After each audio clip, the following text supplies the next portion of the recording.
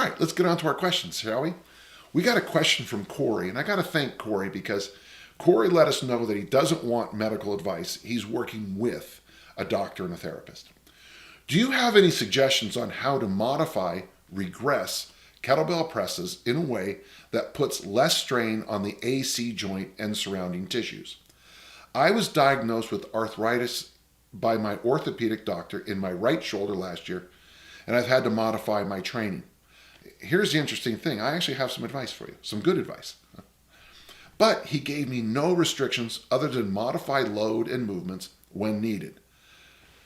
Yeah, wouldn't that be nice to yeah, go lighter. Well, what should I do? Go lighter. That's a tough conversation. I have full range of motion and have found success with original strength. That's Tim Anderson's brilliant mobility program that we use with everything we do to keep the joint feeling smooth. Overhead pressing can create some discomfort and impinge the ligaments, tendons in my right shoulder.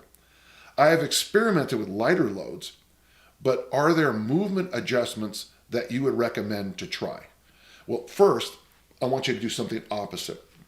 I have in my gym the book, The Kauai Study. It's an island in Hawaii. And an orthopedic surgeon was doing a whole bunch of shoulder repairs, and he decided instead of doing that, he would get 92 of his clients and do a very simple thing.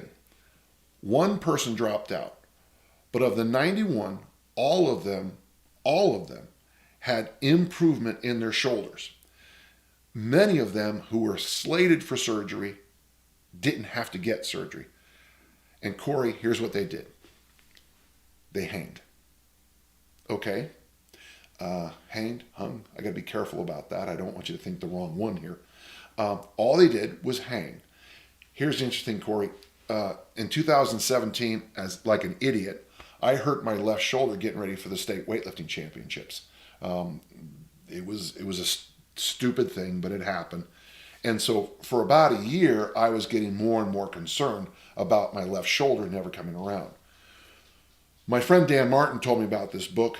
I bought the book and I started hanging. And it's no huge thing.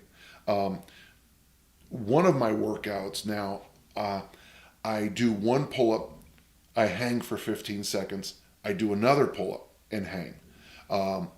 We have added the hanging into all of our protocols, including the post-deployment protocol that you can read on the university site. But basically, I'm just going to tell you to hang. And so hanging is a game changer for shoulder issues. I don't know why. Is it poor man's chiropractic? I keep telling people it's my poor man's chiropractor. Is it magic? I would almost say yes. But for whatever reason, just keep reminding Corey, you are a brachiator. You probably have opposable thumbs. You probably have your eyes here. Your bicep has, everybody knows the major uses of the bicep. One is to do Mr. Universe, The second is to do that, to, rotate this way. The third, of course, is to bring the forearm to the chest. But there is a fourth, where when you brachiate, monkey bars, when you brachiate, your bicep becomes more of a ligament tendon than an actual muscle. And when we were working with javelin throwers and first added this hanging and monkey bar work, our shoulder injuries disappeared. I remember Kyle saying at the end of the season, Coach, this is the first time my shoulder's not hurt. And I was like, wow. I thought, the joke, I said, it's because of my brilliant coach. And he said, no, Coach, it's the monkey bars. Okay.